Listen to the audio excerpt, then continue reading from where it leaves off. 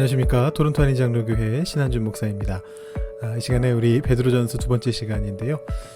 오늘 개관에 대한 내용을 조금 더 살펴보려고 합니다. 저희가 지난 시간에 거룩함이라는 주제가 베드로전서에 굉장히 중요한 주제가 된다고 말씀드렸는데, 이 거룩이라는 것이 도대체 무엇인가 조금만 더 살펴보고, 성경이 말하고 있는 거룩함이라는 게 무엇인지 좀 더 살펴보고요. 그 다음에 이제 베드로전서 구조하고 인사말 부분 조금 살펴보는 걸로 오늘 베드로전서 개관을 마치도록 하겠습니다.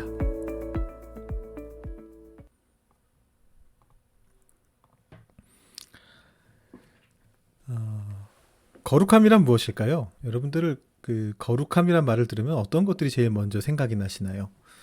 여러 가지 거룩이라는 것이 우리에게 주는 의미가 있습니다. 거룩한, 딱 이 표현에 걸맞는 느낌이죠. 거룩함이라는 게 영어로 holiness인데, 이 홀리하다라는 말도 어떤 그런 느낌을 우리에게 주는 부분이 있습니다. 거룩하다, 홀리하다, 뭔가 그 사람이 아주 성스럽고 뭔가 좀 이 세상 사람 같지 않은 약간 그런 것을 느낄 때 우리가 거룩함이라는 표현을 이제 사용을 하죠. 그래서 아마 이런 그림 생각해 보실 수 있을 것 같습니다. 이런 게 바로 어떤 거룩함이 가지는 전형적인 이미지가 아닌가. 빛이 나고 뭔가 몽환적이고 뭔가 우리가 생각할 수 없는 그런 어떤 놀라운 것이 거기 있는 것처럼 느껴지는 어떤 그것을 우리가 보통 거룩함이라고 생각을 합니다. 크게 틀린 것은 아닙니다. 맞기는 맞는데, 다만 그것이 생각보다, 우리가 생각하는 것보다 그렇게 감정적인 부분만을 얘기하는 것만은 아니다라는 것을 조금 생각해 볼 필요가 있습니다. 왜냐하면 이 거룩의 1차적인 의미는 사실은 구별됨이라는 뜻이거든요. 여러분 잘 아시는 그 모세가 떨기나무에서 하나님을 만나는 그 장면에 보면 모세가 바로 어떤 특이한 상황을 보고서 그곳으로 나아갔습니다. 거기에 불이 있었는데, 물론 모세 시대에 그 시나이 반도에서 시나이 그쪽에 있는 산들이 바싹 말라 있었기 때문에 산불이 나는 것 자체야 흔한 일이었습니다만, 이제 모세가 의아해한 부분은 불이 붙었는데 그 나무가 타지 않고 있었다라는 것이죠. 그래서 이제 그곳에 갔더니 그곳에 하나님이 계셨고, 그 불은 그러니까 우리가 흔히 생각하는 산불이나 사람이 낸 불이 아니고 하나님께서 만드신 불이다라는 것을 이제 알게 되었던 것이고요. 거기에서 하나님의 목소리가 들려왔는데, 그 목소리가 뭐냐 하면, 이리로 가까이 오지 말아라. 네가 서 있는 곳은 거룩한 땅이니 너의 발에서 신을 벗어라. 라고 그렇게 말씀을 하셨다는 것이죠. 여기에 보시면 거룩이라는 단어가 나옵니다. 모세가 발 디디고 있는 땅과 하나님이 임재하신 그 공간이 굉장히 구별되어져 있다는 것을 보여주는 표시로서 그 발에서부터 신발을 벗기는, 말하자면 인간의 때를 벗겨내는 어떤 그런 과정이 필요했습니다. 자, 그래도 모세가 떨기나무에 갈 때까지만 해도 그냥 신발을 벗는 정도의 상징적인 의미였는데, 이 상징적인 의미가 사실은 더욱더 강화가 되죠. 그래서 보시면 이 하나님과 사람 사이의 구분됨이라는 것을 이런 그래픽으로 제가 한번 묘사를 해봤습니다. 보시면은요, 하나님의 세계가 있고요, 그 다음에 인간의 세계가 있습니다. 물론 이거는 좀 도식화된 어떤 상징입니다. 하나님의 세계가 우리 인간의 세계를 사실 포괄하고 있겠죠. 왜냐하면 모든 인간의 세계도 하나님이 창조하신 세계니까. 근데 그런 차원에서 말씀드리는 것이 아니고, 인간의 세계, 어떤 죄가 있는 인간의 공간, 하나님과는 다른 사람들의 삶의 공간과 그와 구분되어져 있는 거룩하신 하나님의 세계를 이렇게 구분해서 놓고 이제 생각을 해보는 것입니다. 근데 이 하나님의 세계가 인간의 세계로 들어옵니다. 그게 바로 성육신이죠. 예수님의 성육식 사건을 통해서 결정적으로 드러났고, 그 이전에도 구약 시대에도, 또 지금도 오늘날 우리 신약 시대 성령 시대에도 마찬가지로 하나님의 세계가 우리의 세계를 계속해서 침공해 들어오고 있는데, 이 하나님의 세계가 인간의 세계로 이렇게 내려오게 될 때 그 사이에 교차하게 되는 지점이 생겨나게 됩니다. 즉 인간과 하나님이 만나는 지점이죠. 자, 하나님과 인간은 구분되어지는데 전적으로 질적으로 다른 존재인데 그 하나님과 인간이 만나는 그 세계의 어떤 교집합 부분에서는 이제 우리가 평소에 생각했던 것과는 굉장히 다른 사건이 벌어지게 되는 것이죠. 그래서 그거를 이제 거룩함의 영역이다라고 이제 그렇게 부를 수가 있겠습니다. 여기서 말하는 거룩이라는 건 뭐냐면 하나님의 세계와 인간의 세계가 만나게 되는 바로 그 지점에서, 즉 우리는 하나님을 만날 길이 없으니까 하나님께서 인간의 세계에 들어오셔서 우리와 만나 주시는 그 장소에서 거룩하신 하나님, 인간과는 다르신 구별되시는 하나님의 속성을 우리가 맛보게 되는 그 지점이 거룩함의 영역인 것입니다. 그래서 이제 레위기를 보시면 이제 뭐 아까 제가 출애굽기에서 모세가 하나님을 처음 만났을 때도 거룩에 대한 얘기가 나왔다고 말씀드렸습니다만, 이 거룩이 본격적으로 중요하게 나오기 시작하는 책은 레위기입니다. 그래서 레위기를 보시면 처음부터 끝까지 거룩함과 거룩하지 않음, 또 다른 표현으로는 성결함과 성결하지 않음, 또 다른 표현으로는 정함과 부정함이라는 표현으로 계속해서 반복적으로 등장하면서 하나님 앞에 나아갈 때 어떻게 해야 되는지, 하나님 앞에 설 수 있는 존재가 어떤 존재고 하나님과 함께 할 수 있는 어떤 삶의 양식이 무엇인지를 이제 보여주는 그런 책이 바로 레위기라는 책입니다. 그래서 오늘날의 관점에서 볼 때는 좀 의아한 부분들이 있어요. 레위기가 가장 읽기 힘든 책이 되는 이유 중에 하나죠. 우리가 그 통독을 하면서 항상 레위기에 가서 막히게 되는데, 창세기 출애굽기는 스토리가 진행되다가 레위기부터 갑자기 율법들이 나오기 시작하는데, 근데 문제는 이 율법들이 잘 우리가 이해하기 힘든 율법들이라는 거죠. 출애굽기 뒷부분에 나오는 뭐 율법들이나 뭐 성전에 대한 묘사들은, 성막에 대한 묘사들은 그래도 어느 정도 이해를 할 수가 있는데, 크리스천의 기독교 문화에서 쭉 자라온 사람들이라면 어느 정도 이해가 가능한데, 레위기로 들어가면서부터는 이게 도대체 무슨 소리인지도 모르겠고, 이게 오늘날 무슨 의미가 있는지도 모르겠고, 왜 이런 것들이 필요한지도 모르게 되는 이제 그런 일들이 벌어지기 때문에 많은 사람들이 통독을 하다가 레위기에서 막히게 됩니다. 성경 공부를 할 때도 레위기가 제일 힘든 책 중에 하나고요. 근데 이제 이 레위기가 결국 보여주는 거는 뭐냐 하면, 하나님의 세계와 인간의 세계가 만났을 때 어떤 일이 벌어지는가를 보여주는 겁니다. 현대인의 시각으로 봤을 때는 납득하기 어려운 부분들도 막 나옵니다. 뭐 지금 제가 인용해 놓은 레위기 10장 1절을 보시면 아론의 아들들 중에 두 사람이 정확히 뭔지는 모르겠습니다만, 거기 설명이 정확하게 안 돼 있습니다만, 여호와께서 명령하시지 않은 다른 불을 담아서 하나님 앞에 분향했다가 그대로 불타 죽은 사건이 벌어지는 거죠. 자, 하나님께서 규정해 주신 바가 있어요. 하나님께 나오기 위해서는 이러이러한 방식을 택해야 된다. 이러이러한 규정을 따라야 된다. 근데 그것을 지키지 않았던 사람이 불에 타 죽은 사건이 레위기 10장 1절에 기록되어 있습니다. 이것은 하나님의 거룩함이 그만큼 중요하다는 걸 보여주는 거죠. 그리고 이제 11장부터는 드디어 본격적으로 정함과 부정함에 대한 얘기들이 나옵니다. 역시 오늘날의 관점으로 볼 때는 이게 도대체 무슨 의미가 있나 싶은 내용들이에요. 유대교인들은 여전히 지키고 있습니다만, 뭐 어떤 새는 정하고 어떤 동물은 부정하고, 땅에 기는 건 어떻고, 기는데 뭐 어떤 비늘이 있으면 어떻고, 막 이러면서 쭉 설명이 쫙 되어 있습니다.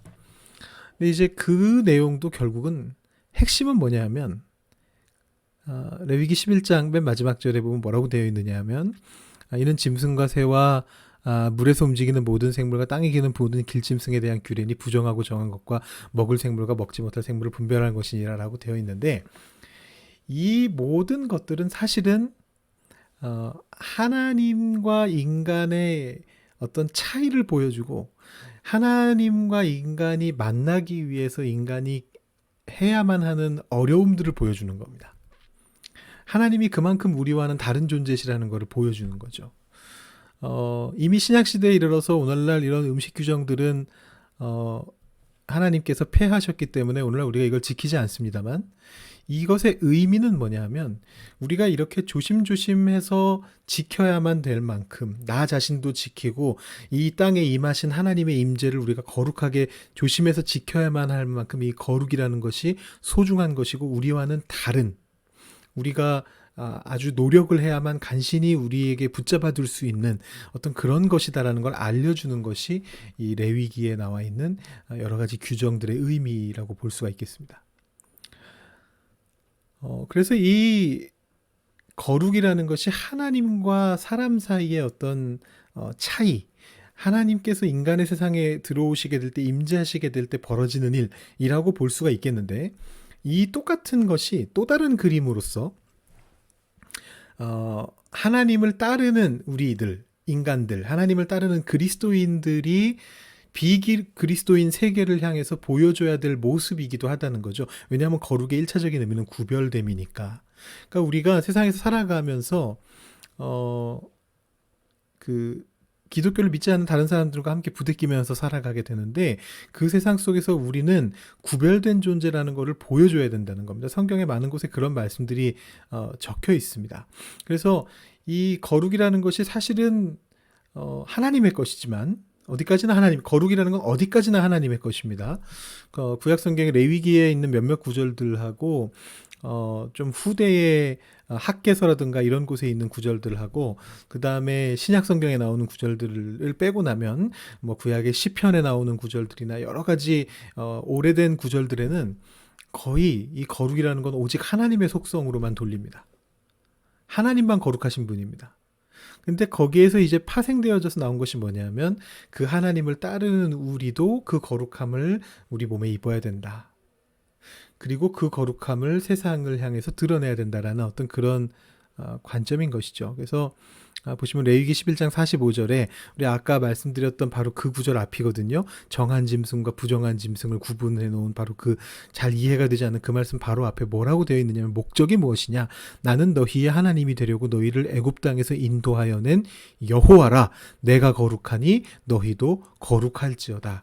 라는 바로 그 말씀이 여기 나오고 있는 것이죠. 하나님이 거룩하시기 때문에 우리도 거룩해야 된다는 겁니다. 근데 그 거룩이라는 건 단순히 뭔가 신성한, 성스러운 뭔가 그런 감정, 이런 것이 아니라 바로 우리가 세상 속에서 다른 사람들의 삶과 비교됐을 때 우리의 삶이 보여줘야 될 구별된 모습이라는 것입니다. 그게 거룩이라는 것이죠.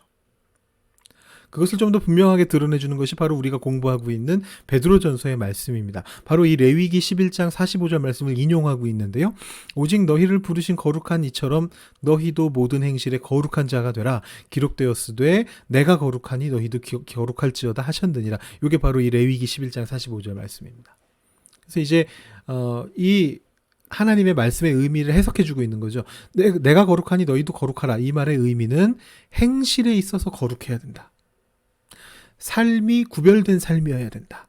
라고 지금 그렇게 얘기를 하고 있는 것입니다.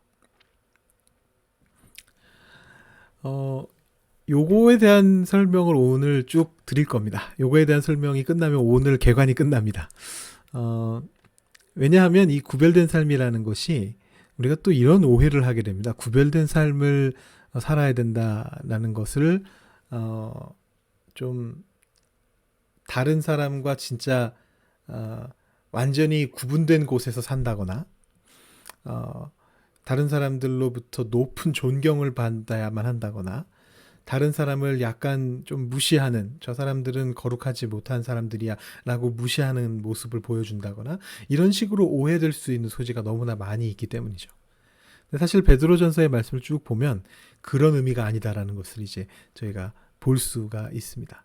그래서 이 내용을 다시 한번 그림으로 제가 표시해 볼게요. 아까 하나님의 세계와 인간의 세계가 만나는 지점이 바로 거룩함의 영역이라고 말씀드렸는데, 그것을 다시 한번 치환해서 하나님의 사람과 하나님의 사람이 아닌 사람들, 그리스도인과 비그리스도인들의 어떤 세계가 겹쳐지는 지점이 있다고 한번 생각을 해보시죠. 완전히 분리되지 않습니다. 우리가 살아가는 공간은 비그리스도인들이 살아가고 있는 곳과 같은 곳입니다. 우리는 같은 세계, 같은 지구 위를 살아가고 있습니다. 근데 거기에 그래서 겹치는 부분이 생겨요. 구별은 되지만 완전히 구분되지는 않는 곳에서 우리가 살아가고 있습니다. 그리고 바로 그곳이 어, 우리가 거룩함을 보여줘야 되는 공간인 것이죠. 제가 뒤에 조금 더 연한 원을 그려놨는데, 이건 이제 비그리스도인들의 살아가는 삶의 방식, 어떤 그 악마적이라고 말할 수도 있겠고, 아니면 하나님 없는이라고 말할 수도 있겠죠. 그리고 그리스도인의 세계 뒤편에 아까 봤던 그 하나님의 세계가 이렇게 배경에 있다라는 걸 보여드리기 위해서 일단 이렇게 넓게 한번 원을 또 그려봤습니다. 어쨌든 여기에서 만나고 있는 것은 결국은 우리는 하나님의 대리자로서 하나님의 세계를 이 땅 위에 가져오는 어떤 그런 삶을 살아가야 된다라는 것입니다. 그래서 구별되어야 되지만 완전히 구분된 것은 아니다라는 것이고, 그래서 이 거룩함이라는 것이 세상 속에서 이루어져야 됩니다. 하나님도 그렇게 하셨습니다. 하나님도 구약성경 내내, 그리고 예수님을 보내셔서 이 거룩함이라는 것이 세상과 구별은 되지만 완전히 구분되어져 있지 않은 세상 속에 나타나는 거룩함이다라는 걸 보여주셨다는 것이죠. 그게 성경이 우리에게 증언하고 있는 바입니다. 이 거룩함의 개념을 우리가 베드로전서를 통해서 쭉 살펴보게 될 겁니다. 전체 내용이 그렇습니다. 이따가 지금 이제 구조도 좀 볼 거고요. 요 뒤에 인사말 부분도 볼 건데, 이 두 가지를 다 보시면 계속해서 이 거룩함이 핵심이 되어진다는 걸 보실 수가 있거든요. 먼저 구조를 잠깐 살펴보면은요, 제가 지난주에 말씀드린 것처럼 여러분들 직접 베드로전서를 한번 읽어보시고 그 다음에 한번 단락을 구분해 보시라고 말씀을 드렸는데, 여러분 제가 여러 번에 걸쳐서 말씀드렸던 단락을 구분하는 표지 중에 하나가 무엇인지 기억하십니까? 형식상 단락이 구분되는 표지. 가장 많이 쓰여지는 표지거든요. 실제로 그 당시에 서신이나 문학에서 굉장히 중요한 역할을 하는 것인데, 오늘날에도 마찬가지고요. 그게 뭐냐면 수신자를 부르는 겁니다. 그래서 의미와 형식 모두에서 분명하게 확인되는 한 지점이 있습니다. 베드로전서 2장 11절인데 말씀을 보시면요. 사랑하는 자들아, 거류민과 나그네 같은 너희를 권하노니 영혼을 거슬러 싸우는 육체의 정욕을 제어하라. 여기 보시면 바로 그 호칭이 나오죠. 사랑하는 자들아, 사랑하는 자들아 라고 나오고, 그 뒤에 보시면 너희를 권한다 이런 표현도 나옵니다. 이 두 가지가 이제 형식적인 의미에서 단락 구분의 표지가 되는 것인데, 이 서신 속에서 누군가를 부른다는 것은 그걸 보고 있는 사람, 독자들, 수신인이죠. 편지의 수신인의 주의를 집중시키는 것이고, 그 다음에 너희를 권한다, 권면한다 라는 이 표현은 도덕적 주제로 넘어간다는 뜻입니다. 윤리의 문제로 넘어가겠다라는 뜻입니다. 그러니까 지금 여기에서 형식상으로도 구분이 되고요. 사랑하는 자들아, 또 너희를 권한다 이런 표현들이 나오는 것 자체가 새로운 내용이 시작되고 있다는 걸 보여주는 것이면서, 동시에 이 앞의 내용이 이론적인 내용이었다면 이 뒤의 내용은 실천적인 내용이 된다는 걸 보여주는 역할을 한다라는 것입니다. 그래서 1장부터 2장 10절까지의 내용은 하나님의 그 사람들이, 하나님을 믿는 사람들이 가지고 있어야 될 정체성이 뭐냐, 거룩함이다 라는 얘기를, 이론적인 얘기들을 해주고, 그 다음에 11절부터 본격적으로 그렇다면 그 사람들은 어떤 삶을 살아야 되느냐 라는 걸 보여주는 게 2장 11절부터 이제 나오게 되는 것이죠. 그래서 이제 이 베드로전서 2장 10절에서 11절로 넘어갈 때 확실하게 의미와 형식이 모두 구분이 되고요. 앞에는 정체성, 거룩한 삶을 살아야 된다. 크리스찬은 거룩해야 된다. 하나님처럼 거룩해야 된다. 그리고 나서 2장 11절부터 그런 거룩한 삶이 뭔지 보여주마. 너희들은 이렇게 살아라 라는 것이 그 뒤에 나온다는 것이고요. 두 번째로, 이 내용은 제가 방금 설명드린 내용이고요. 자, 두 번째로 형식적으로 구분되는 곳이 한 군데 더 있습니다. 사실은 두 군데인데요. 베드로전서 4장 12절하고 5장 1절이에요. 여기 보시면 우리가 지금 베드로전서 2장 11절을 보셨는데 두 가지가 구분해 주는 형식이었지 않습니까? 사랑하는 자들아 이거하고 너희를 권하노니 라는 이 두 가지였습니다. 이 두 가지가 가까운 거리 내에서 확인되는 곳이 4장 12절과 5장 1절입니다. 4장 12절을 보시면 사랑하는 자들아 라는 호칭이 그대로 나오고요. 그 다음에 5장 1절을 보시면 너희 중 장로들에게 권하노니 라는 표현이 나옵니다. 그래서 이제 학자들이 좀 나뉩니다.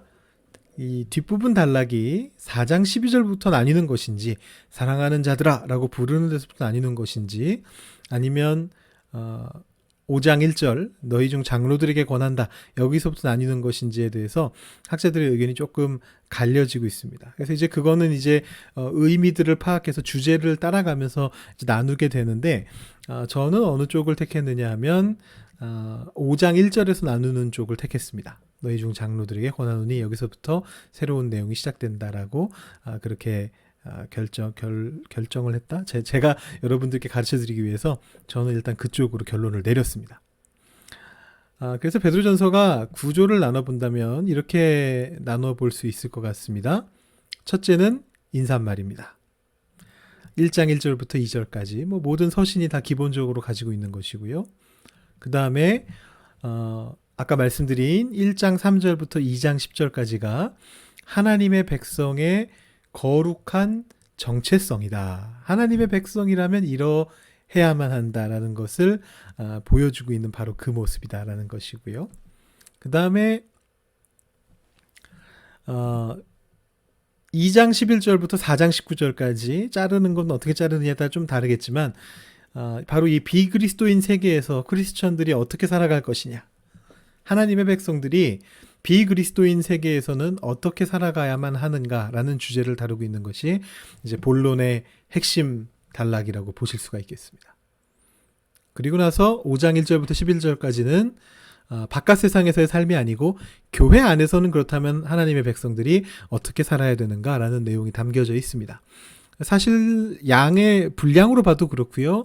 전체 내용의 흐름으로 봐도 그렇고 비그리스도인 세계 속에서 어떻게 살아갈 것인가, 즉 거룩함을 유지하면서 구별된 자로서 그러나 그들의 세계 속에서 함께 살아가는 자로서 어떻게 살 것인가, 이 주제가 조금 더 베드로전서의 중심적인 주제라고 보실 수가 있겠고, 그 다음에 이제 교회에서의 삶은 거기에 덧붙어 있는 내용이다라고 이해하시면 적당할 것 같습니다.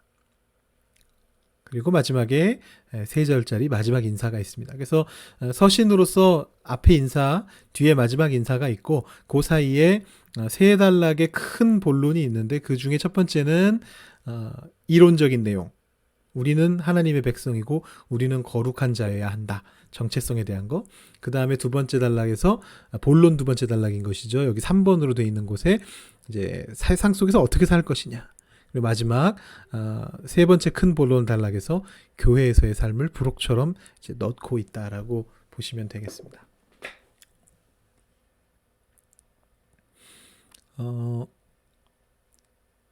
오늘 여기에서 정체성과 삶, 제가 색깔을 칠해놓은 거고, 네 그렇죠. 오늘 여기에서 인사를 좀 살펴보겠습니다. 시간을 절약하는 의미라기보다도 지금 벌써 23분인데요. 구조가 이미 끝이 났기 때문에 시간이 다 제가 할 말씀은 이제 인사 빼고는 다 끝났거든요. 그래서 인사말에 대한 부분을 조금 설명을 드리고, 그 다음에 다음 시간에 우리가 정체성 부분 1장 3절부터 2장 10절까지 한번 보고요. 그 다음에 그 다음 시간에 비그리스도인 세계에서의 삶, 이 부분을 두 파트로 나눠서, 양이 많기 때문에 두 파트로 나눠서 2장 11절부터 3장 중간까지, 3장 중간부터 4장 끝절까지 이렇게 보도록 하고요. 그 다음에 마지막 날 교회에서의 삶과 마지막 인사 5장 전체를 한 번에 보는 걸로 하겠습니다.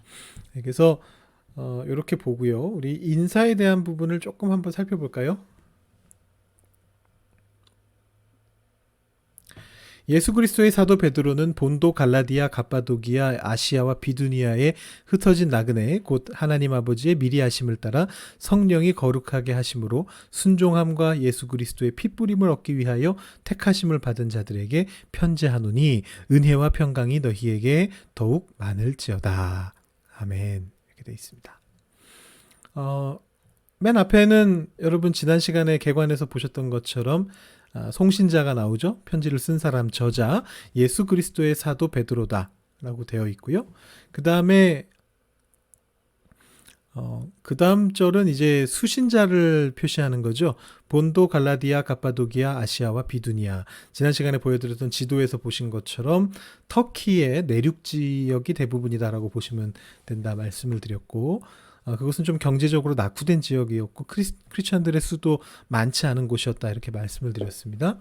그 다음에 이제 굉장히 중요한 흩어진 나그네라는 이제 정체성이 등장하죠.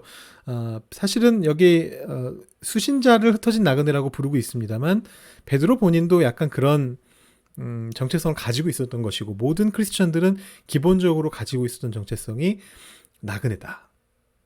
이 땅 위에서 내가 하나님 나라의 백성으로서 이 땅 위에 나그네로서의 삶을 살아가고 있다라는 그 정체성을 가지고 있다고 말씀을 드렸고요. 자, 여기서 재미난 게 하나 나옵니다. 곧 하나님 아버지의 미리 하심을 따라 여기서부터 시작되는 이 문장인데요. 사실은 이 문장이 여기 몇 가지 봐야 될 게 있습니다. 뭐냐면 첫 번째는 인사말인데도 불구하고 사실은 이게 지금 다 수식어거든요. 누구냐 하면 서신을 받을 사람에 대한 수신자들에 대한 수식어입니다. 본도 갈라디아 갑바도기아 아시아 비두니아 흩어진 나그네 그들이 누구냐? 하나님 아버지의 미리 하심을 따라 성령이 거룩하게 하심으로 순종함과 예수 그리스도 피뿌림을 얻기 위해 택하심을 받은 자들에게 편지한다 라는 거니까 이 두 번째 파란색으로 된 부분부터 이 편지하노니까지의 전체 내용은 수신자에 대한 수식어입니다. 소개입니다. 근데 여기에 이 소개 안에 이미 이 편지의 주된 내용들이 다 들어가 있어요.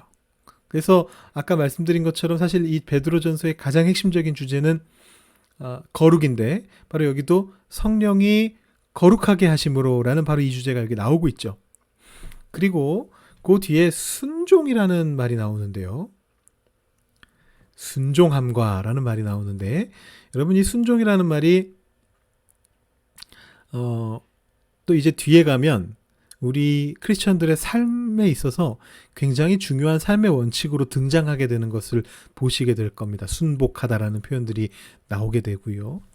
그리고 이 순종이라는 것은 사실은 또한 뭐하고 같이 연결될 수 있는 거냐 하면 겸손하고 같이 연결될 수 있는 것이죠. 그래서 이 겸손이라는 것이 사실은 거룩함을 만들어내는 굉장히 중요한 삶의 원리입니다. 그것을 지금 베드로가 첫 인사말에서부터 알려주고 있는 거다라고 보시면 되겠습니다. 그래서 아까 제가 살짝 지나가는 말처럼 말씀드렸는데 이 거룩한 삶이라는 걸 우리가 크리스천들이 많이 오해하게 될 때 어떻게 오해를 하느냐 하면 나는 거룩한 사람이니까 저 사람들과는 달라. 성경에서도 나오듯이 바리새인들이 자기들이 얼마나 거룩한 존재라고 생각했으면 세리들을 업신여기고 다른 사람들을 업신여기고 과부들을 업신여기고 그랬잖아요. 태어나면서부터 병들었던 사람 장애인들한테는 너 낳으면서부터 죄인이었으면서 너희가 우리를 가르치려 드느냐 이렇게 얘기를 하는 사람들이 있었습니다.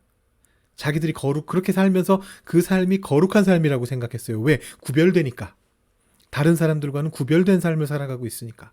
내가 신앙생활을 잘하고 있으니까. 근데 이 베드로전서가 알려주는 바는 복음서도 마찬가지입니다만 베드로전서가 알려주고 있는 바는 거룩한 삶이라는 것은 그런 삶이 아니다라는 겁니다. 구별은 돼야 됩니다. 크리스천이니까 달라야 돼요.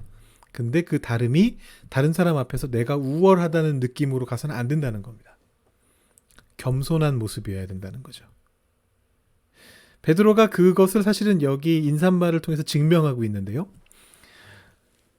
고대 사회의 서신에서 누가 누구한테 편지를 쓴다, 송신자와 수신자가 맨 앞에 인사말 부분에 나오는 것이 기본 순서다라는 거를 말씀을 드렸습니다. 쭉 그렇게 우리가 봐왔죠. 배워왔죠. 바울 서신도 다 그렇습니다. 첫 앞부분에 이미 다 설명합니다. 누가 보냈고 받을 사람은 누구다. 뭐 오늘날처럼 앞에다가는 받는 사람만 쓰고 쓰는 사람은 뒤에다가 적고 봉투에다 적고 이런 개념이 아니에요. 앞에서 이미 다 설명해요. 보낸 사람이 누구고 받는 사람이 누구다. 근데 이 고대 사회, 이 로마 헬라 사회 때 송신인과 수신인을 얼마나 그 명예로운 말로 많이 꾸며주느냐에 따라서 그 사람들의 그 사회적 지위가 결정이 된다고 합니다. 이해되시나요? 무슨 말인지? 말이 좀 어려운데 좀 쉬운 말씀으로 말씀을 드리면 높은 사람을 더 많이 꾸며주는 거예요. 편지라는 게 꼭 대등한 입장에서만 주고받는 건 아니잖아요.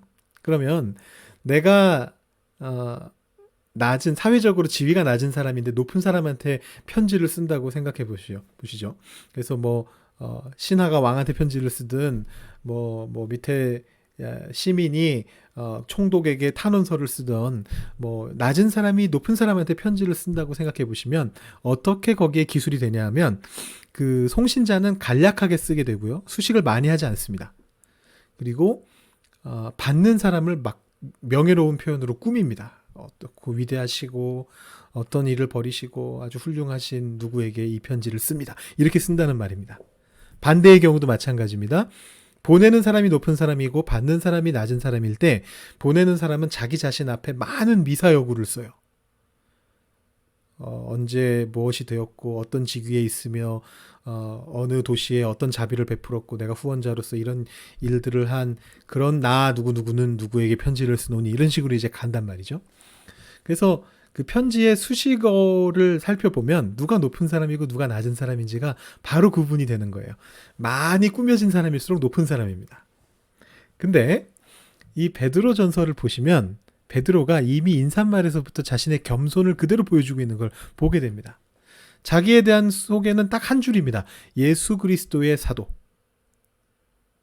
예수 그리스도의 사도. 베드로는 그리고 나머지는 전부 다 수신인에 대한 표현인데 거기에다가 많은 수식어를 덧붙이고 있죠. 하나님 아버지의 미리하심을 따라 성령이 거룩하게 하심으로 순종함과 예수 그리스도의 핏부림을 얻기 위하여 택하심을 받은 자들이 바로 너희들이지 라고 얘기하고 있죠. 그 어느 주석에 보니까 이거를 뭐라고 재미나게 표현해놨느냐 하면 만약에 기독교에 대해서 잘 모르는 그 당시 사람이 이 편지를 이렇게 입수해가지고 읽어봤다면 분명히 그렇게 생각했을 거라는 겁니다.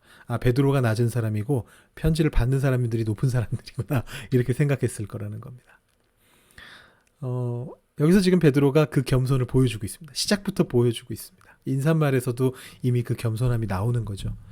그래서 거룩한 자의 삶은 교만한 삶이 아니라 그 구별은 돼야 되지만 그 구별됨이 다른 사람들을 해롭게 하고 다른 사람들을 불편하게 하고 다른 사람들을 깔보는 형태로 진행되어져서는 안 되고 오히려 겸손한 가운데 순종하는 가운데에서 그 거룩함을 보여주는 삶을 살아가야 된다는 걸 이미 인사말에서부터 베드로가 보여주고 있다는 것을 보실 수가 있습니다.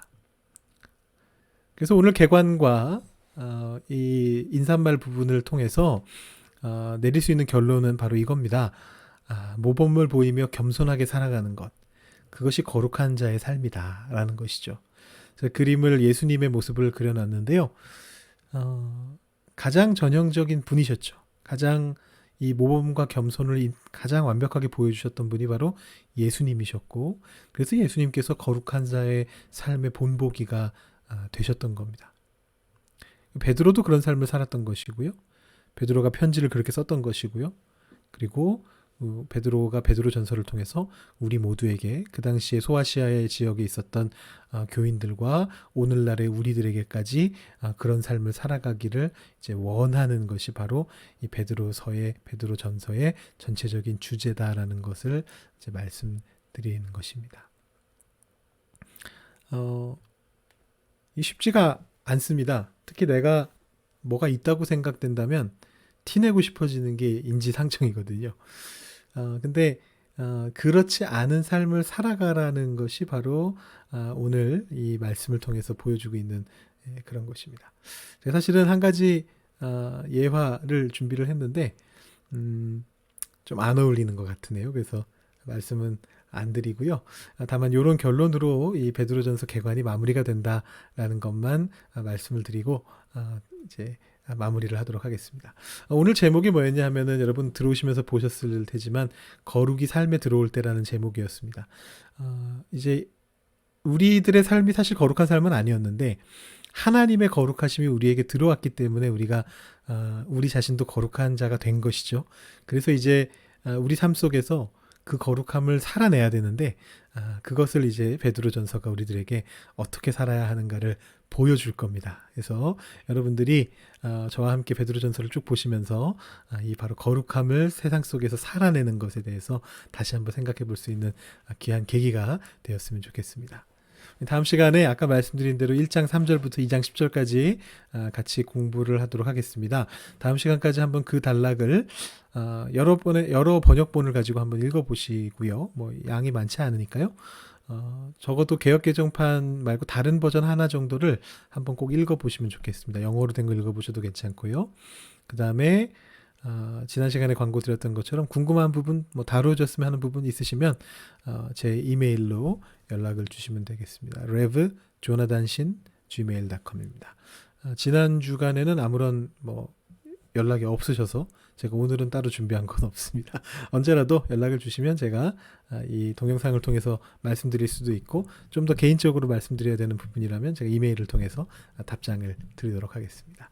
네, 여러분 오늘도 수고 많으셨고요. 우리 다음 시간에 베드로전서 1장 그리고 2장 10절까지 그 말씀을 공부하면서 다시 뵙도록 하겠습니다. 감사합니다. 마치겠습니다.